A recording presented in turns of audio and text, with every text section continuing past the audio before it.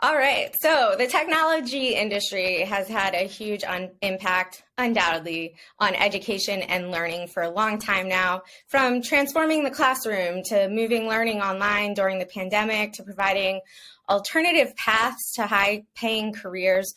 We're going to touch on a lot of this with my guest today, Ash Kaluarachchi.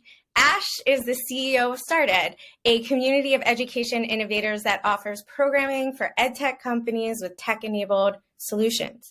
He is also the producer of EdTech Week in New York City, something he's been putting on for at least 8 years now. So we met when he managed Kaplan Techstars EdTech Accelerator, and I came on as a coach / entrepreneur in residence, supporting the startups with UX and user testing. So I'm just happy to have him today to talk about education technology, a topic we haven't yet covered on Make Sense. But first, welcome to this week's episode of Make Sense, a video podcast that simplifies complex issues at the intersection of tech and people. Whether you're totally hyped on artificial intelligence and ready for the robot takeover, or you want to crawl into a cave after deleting all of your social media accounts, I'm here with my guests to help make sense of what's going on so you can design yourself into the future. My name is Lindsay.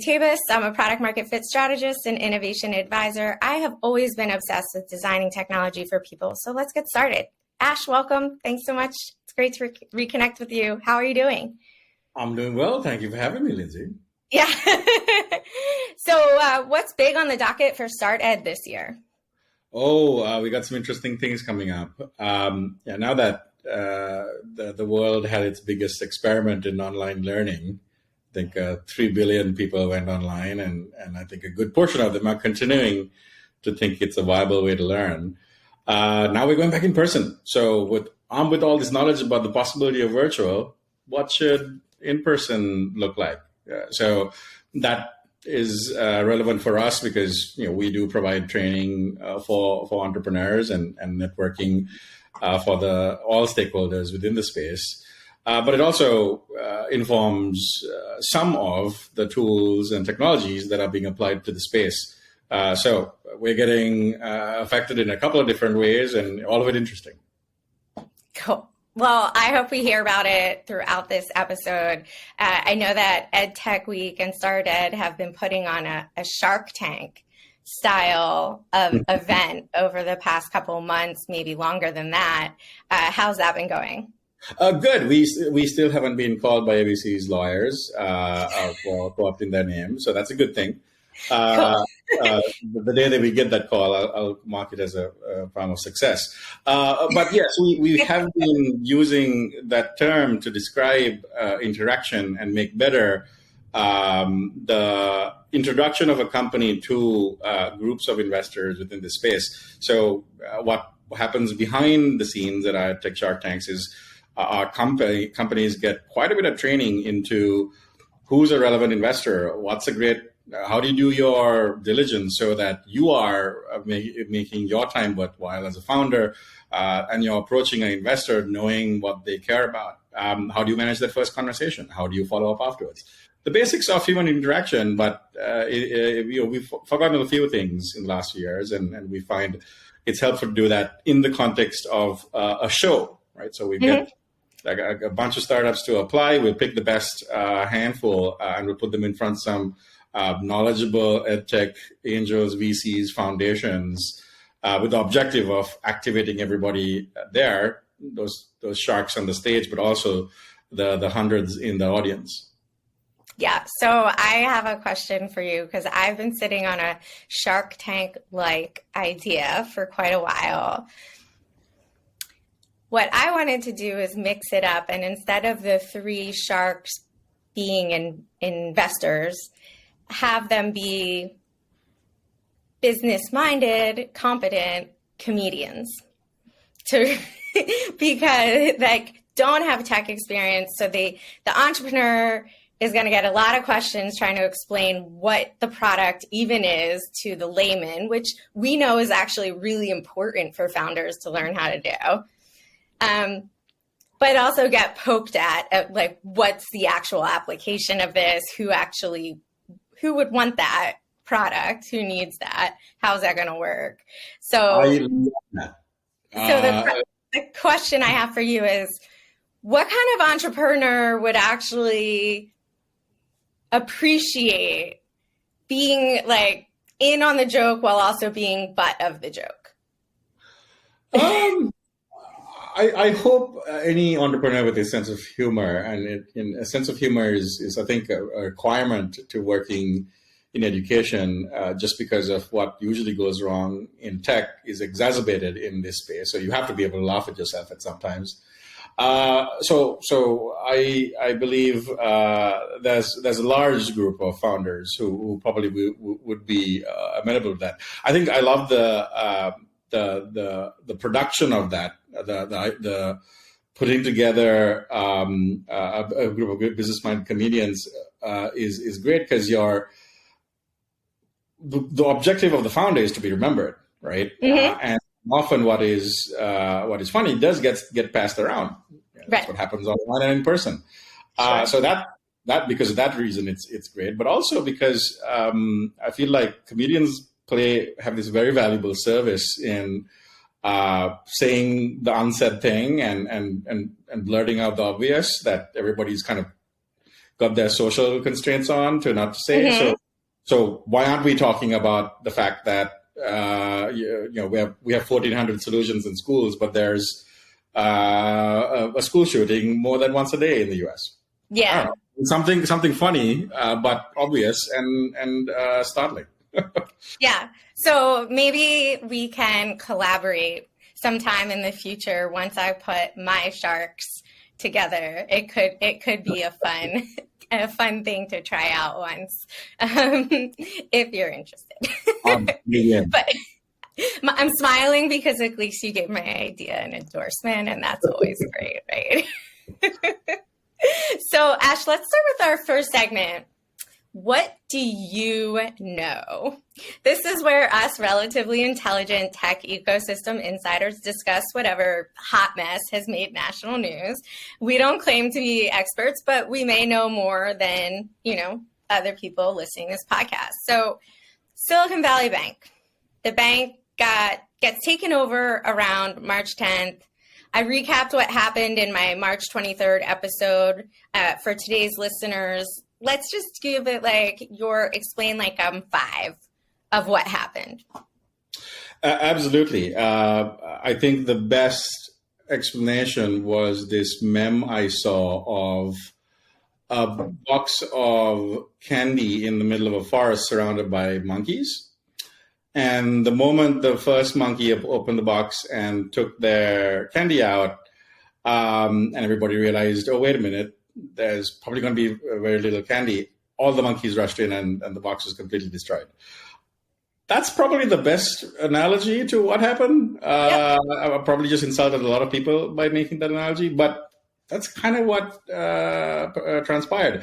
SVP didn't deserve to go down. They were the only bank that was purposefully helping helping entrepreneurs, the most riskiest types of clients. And they did make some bad managerial decisions, but ultimately what happened wasn't all their fault. It was the willingness of a few to yell fire in a crowded room. Mm-hmm. That ultimately resulted in its takeover. In terms of how it affected our companies, so we have about 2,000 alumni, and we probably provided some kind of training or introduced ourselves to about 10,000 EdTech founders out of about 40 to 50,000 there are in the world. Nice. I'd say very few of them were really impacted. I did get a few phone calls, some phone calls about, okay, I'm 15 minutes from the bank. Should I race over there and get my money out? And for those few, I said, look, you probably should because everybody else is. But if I was talking to 10,000 of you, I would say don't. Yeah. So it was the very few phone calls I got because EdTech isn't an area that a lot of venture capitalists deploy funding in. And when I talk about EdTech, it's, in my opinion, it's all along the learning life cycle from pre-K through K-12, higher ed, workforce learning, adult learning. Sure. Yes. And especially that kind of K-12 segment, very few calls. Yeah. There was very little investment in the space recently. So, okay, so things have generally calmed down, but also moving fast. You put on one of your Shark Tank events March 22nd, and also hosted a masterclass on fundraising March 24th. So I guess, like, what is the general mood right now broadly and in EdTech? You just told us that K through 12 startups don't get a lot of VC funding because the sales cycle is just too brutal for many startups to make it through. Correct. So with everything, it's the rule of thumb. Unfortunately, whereas most of tech enjoys all investors being relatively relevant, in EdTech, it's marginalized to about 10 to 20% of venture capital dollars, maybe less. So a lot of the training we provide in general is about identifying those who are walking that path, who care about patient capital, the problems in the space, and therefore have LPs, limited partners, who are investing and can have the patience for those returns to come in later on than average. That's changing. It took those investments we made in the program we took part in, by the way, at Techstars, Lindsay. About 6 years after we ran the program, Degreed and Newsella were valued at $1 billion, right? Yeah. They still are. But it's taken 10 years for first checks to be cut out of any of those 20 companies we invested in. I mean, 4 out of 20 investments and more to come is probably a pretty decent hit rate. But that was because there were very few companies 10 years ago that were very investable. Our job was relatively easy. Now we're seeing the industry grow to 10 to 100 times larger. Like I said, that's 40 to 50,000 companies as opposed to a few thousand 10 years ago. So the job of the investor now becomes, do I care about the specific space because I care about the social outcomes and financial impact it creates? So we do a lot of that training in general. What we've done specifically for this moment in time is encourage companies to ratchet down and tighten their purse strings and figure out whether there's a plan that they can apply to survive a winter that may or may not come. It will. Ironically, if you do have a plan to survive the winter, then that's when you'll probably scrape off the last few venture capital dollars that are still available. Right. So I was talking to someone about it this week about, all startups right now are getting punched in the face because fundraising dollars everyone's holding on to them. Lots of angels, not liquid right now. And we were just talking about the power of an entrepreneur to be punched in the face and, move on. And we saw a lot of that during COVID as well, right? COVID hit, some entrepreneurs panicked, dropped everything and didn't really know how to respond. And others were able to rise to the moment and figure out how to direct their business and their business growth through that experience. So and education just was standing in the right place when the wind started blowing at the back. Right. A lot of EdTech startups were right in the right place and could get fast tracked. So I guess what I'm more asking is, like, with founders, EdTech, you said 10 to 20% of venture dollars. So it's like a limited pool of investors. What's the general mood right now? Are they scared? Are there people that are, going about their business, assuming the money will be there? What's going on? Founders? I believe founders are still focused and moving forward, right? At least the ones that have some experience of the last 10 years understand that these things are built in cycles, right? And just like 2008, the companies that survive the next few quarters are going to be forged in steel. So the ones who believe that they are those and have a legitimate reason to do so are tightening their belts, readdressing conversations with customers about what value they're bringing them, shoring up their relationships with their existing investors, and attempting to get any bridge funding from them. There are a lot who have never been invested in, who I'm recommending that they gotta build a camel, not a unicorn, right? You gotta be a company that's generating revenue, pricing things as accordance to value, spending what you bring in, and that's how you are going to survive the next few quarters. For sure. I've talked about on a few previous episodes about whether VCs will stop hunting unicorns and look for workhorses. And it's like a little bit of both, but like right now you're in a much better position to build yourself as a workhorse than, trying to go for unicorn status right at this moment. The people are just going to want to see customers, traction, usage. Yeah. And by the way, the companies that we invested in 12 years ago, which is a similar time to this, I think, although this time is a little bit more complex and confusing. If you assume it was similar to about 12 years ago, the companies that were built then were built to achieve a decent level of growth with limited dollars. And it took them, again, 10 years, as I mentioned, to start checks to their investors. But the investors are getting the same type of returns that they would with venture capital dollars. But the founders, they are keeping 30, 40, 50% of their companies, right? A large percentage of a $50 million business is still a great outcome. Yeah. Even though you didn't get to that 20x valuation, you survived. You took a swing at bat, and you made it out with the resources to go at bat again in the future when you feel like the winds are at your back. Yep. So next segment, Ash. Let's call it the crystal ball. What does the future hold? I'm going to call out interesting predictions for this year and have you tell us, your hot take, but I want to do it rapid fire. So I want you to just consider like, yes, I want that to happen, or no, that's not going to happen, or yes, I already see that happening. So just give us read between the lines for us. Okay. Sure. So one big headline is high dosage tutoring and homeschooling startups. So a bunch of people went into homeschooling over the pandemic. Kids in general have fallen behind from the pandemic. So we're talking about high dosage tutoring and homeschooling. Is that happening? Yes, much needed, especially for underrepresented students.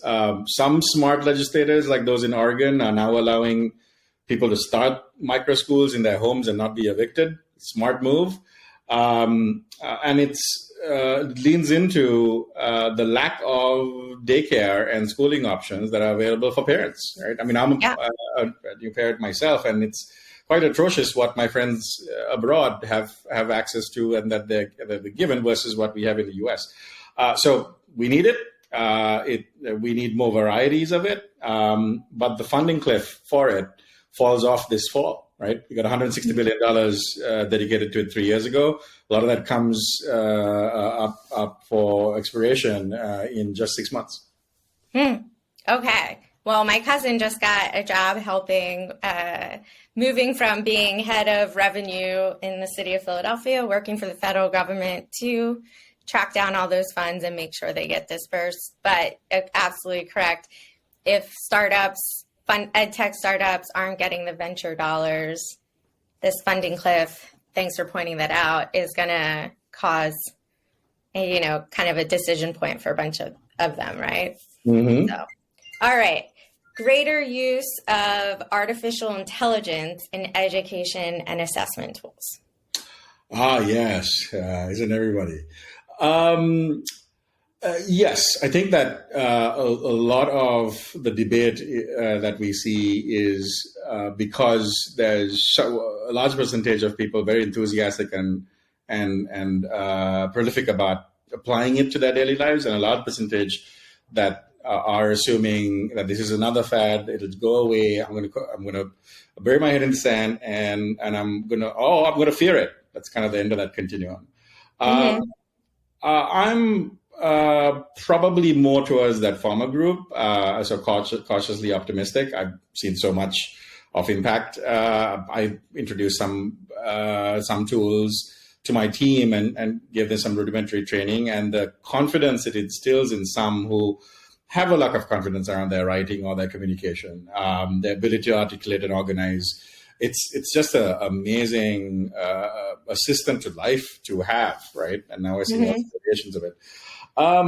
Will it have when will it impact, and how will it impact how we learn and work?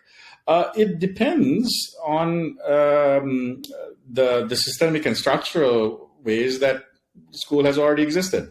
I think schools will always exist as they have, and there will be just fewer and fewer of them as we lead into the future. But what outsized returns are created when individuals adopt, and when outside of the institutional context, people start using and applying. Yeah, I imagine just, because we touched on it just a little bit before, but it does take a while for technology to, get absorbed and adapted in a lot of educational institutions. So while we might see a greater use of AI in education and assessment tools, I put greater in quotes because greater could be 1, 0 to 100, we go from 0 to 2 this year, right? So I think you're right. The adoption of AI probably outside of the school will then drive adoption inside of the school. So technology that supports teachers, not replaces them. That headline that trend sounds like, wow, yes. Yeah, brilliant. I don't know where this notion of replacing teachers came from. I think it comes from a mindset of not understanding the role that educators play. Increasingly, as a society, we've given schools and therefore educators the responsibility to create well-balanced human beings, to get them jobs, to manage their health and well-being, to not let them be. I mean, it's crazy what educators have on their shoulders. So that need isn't necessarily going away because educators said, okay, we get paid very little, but we're going to take on all these responsibilities. What I've seen coming out are tools that are going to be helping the educator do their job. If I can mention a specific company, there's an awesome one that's relative stealth. I think I can mention it. Merlin Minds. That's going to be coming out in a big way with $1 billion valuation this fall. And their entire AI assistant, they delivered it before this whole shebang, is an assistant to help educators do everything that they can in and outside the classroom. And that's it. That's the entire company. It's 200 people just dedicated to doing that. And that's a great use of technology. Yeah. Right? And analogously, I think that's where it becomes most useful, not to replace, but to expand. It's to refine, it's to enhance what educators are doing as human beings. Yeah, so a trend that came up with another guest was, AI won't replace you, but someone using AI will. Yes. Right. And so I think a lot of the rhetoric in pop culture is that technology gears to just replace people. The reality is the next wave of it is just how can we support actual people? So technology that supports teachers, not replaces them. You're right. We can't replace them. There doesn't seem to be a world that replaces them, but we could definitely and should be providing tools that make their jobs less onerous, and so they can focus on the real value. Okay. Tech-enabled immersive technology, so virtual reality and augmented reality, bringing immersive experience to more students. How far off is this? Yeah, unfortunately, I think that's a little bit of a ways off. I mean, the big barrier to adoption is still cost, and Hmm. if you're watching the manufacturers, they're still going up market. And sure, Meta dropped their device by $50, but that doesn't help a school much, right? Hmm. Talking Uh, about like Oculus or something like that. yeah, exactly. Right. Uh, so there isn't a good device that allows us to use that technology yet. However, I think that solutions like that don't necessarily come from the social network space. I think Hmm. true virtual reality, also known as empathy machines, right, Hmm. come Empathy from machines. That's the first time for me hearing that word. yeah, I mean, literally walk in somebody else's shoes to Got yourself it. this thing, right? Those are in those use cases. If we can create the next analogous thing in whatever media format, I think Hmm. that's pretty powerful. I think that if what we'll start seeing are more use of media that is immersive, that isn't necessarily device based. I don't know what Yeah. that looks and feels like, but I think the market will go around the device first rather than through it. Yep, for sure. So I have seen applications of VR from startups more in the workforce training space, like emergency responders, Yeah, that type of getting them the firefighters that fight these large yeah, fires in the West, giving them a virtual reality or augmented reality experience where they could actually practice in these types of situations or get to know certain types of landscapes before being dropped there.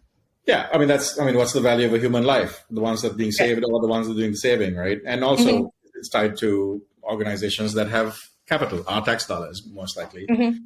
To purchase that training, and that's kind of where it's starting. It's starting in the professional realm, but mass market adoption, I think, still years away. And in kids' classrooms, very small corners probably of the education space. The well funded corners with Or like after affiliate- school program or something right, that's focused on yeah, computer science. That's where we're seeing it, but we're not going to see it right in the bell curve. I talk about that a lot, like in the adoption bell curve, you have your early adopters, right? Your late adopters, and then you kind of have this pop, right? Like everyone in the middle. exactly. Um, Until it's built into your eyeglasses, it's tough to know. right. Right. All right. So this is probably our last segment, from disruptive to disastrous. In this segment, I have my guests talk about when technology maybe backfires or the well-intentioned pursuits don't actually reach, the vision the founder actually had. So we know that 90% of startups fail, which means there are a lot of failure stories in there. So I asked Ash if he would share some, especially since he knows where has been part of, a few waves of education technology trends over the past decade. Sure. I think that a lot of folks in the education space may remember this one, but for those of you who might be new to EdTech, there was a company called Alt School, I think 10 years ago-ish, that was building a technology layer over the classroom to do all the things in automated manner that a school would do, and theoretically have a lot of leverage for fewer people to manage more education experiences more flexibly. Great in theory, amazing vision, passionate founders, well-intentioned, raised way too much money. I think they raised about $100 million from brands we know and famous people we know. And ultimately, that was one of the biggest failures in the space because, again, they raised too much money. If that team with less funding had gone out, they would probably be one of the larger companies affecting how we behave during the pandemic, because they would have been perfectly timed to take advantage of that gigantic change. They just pitched their vision and took all the money they could. But was it a case of like a Adam Newman-esque type founder that, investors fell in love with, but the reality of their business was quite different? I don't think it was an Adam Newman type. I wouldn't describe the founders in that way. I'd say they were really well intentioned, and they were thinking big. They were experienced, but not experienced in education. They had never been in the classroom. And this is kind of the problem when well-funded technologists go about trying to solve a problem in the space. Unless you've actually seen the interaction repeatedly between educators and learners in whatever setting, classroom, university, workforce, workplace, wherever it is, it's really hard to understand that interaction. And because of that, you just end up focusing on the wrong things and misspending on features no one necessarily uses. Got it. I mean, this goes back then to our work together at Techstars, and it was quite forward of you and the team to hire specialists to come in for the program. I don't think entrepreneur in residence was a role that Techstars had really defined until after that. But I was brought in to get the startups in front of as many teachers and students as possible. And I remember going through like my entire Facebook friend list to find every single teacher I knew to pull them into user testing for the startups so that they could actually understand that nuance if they didn't already understand it from their own experience. And you were so effective at it because, I mean, most educators, especially we talk about K-12, most educators are female, and you had such a broad network of people that you could speak to as an engineer, and you kind of crossed that divide, and which is a very rare thing to see all those years ago. So I'm glad I met you then, and I'm glad I know you now. Yeah, well, thank you so much. So let's make it make sense. There's a lot of awesome stuff going on in EdTech, and unlike other industries, it doesn't have as much venture pouring into it. So we're really focused on, customers, users, so teachers and parents and students, administrators, and really having a real business, right? We like that when startups are actually making money on their own. So while, the SVB thing kind of did affect the industry, maybe not as much as others, we've got a lot of cool things to be excited about. And we learned which ones aren't probably being used that much just yet, like augmented reality and VR. So thank you for listening to Make Sense with me, your host, Lindsay Tabus, and guest, Ash Kaluarachchi. We hope you enjoyed our take on EdTech. Ash, where can people find you online? You can find us at started.com, or if you're planning to be in New York at the East Coast's largest education innovation event this fall, come to EdTech Week. That's the first week in October. You can find out about it at edtechweek.com. Awesome. I got to do my product market fit talk for EdTech Week when it was remote. So, all right. If you want to continue to be the smartest person in the room, hit that subscribe for next week's episode. I'm in the early days with this, and every subscriber on YouTube specifically makes a huge difference. As always, you can check out all the links and resources in the show notes. That's all for this episode. Thank you, Ash, for joining me. Thank you, Lindsay.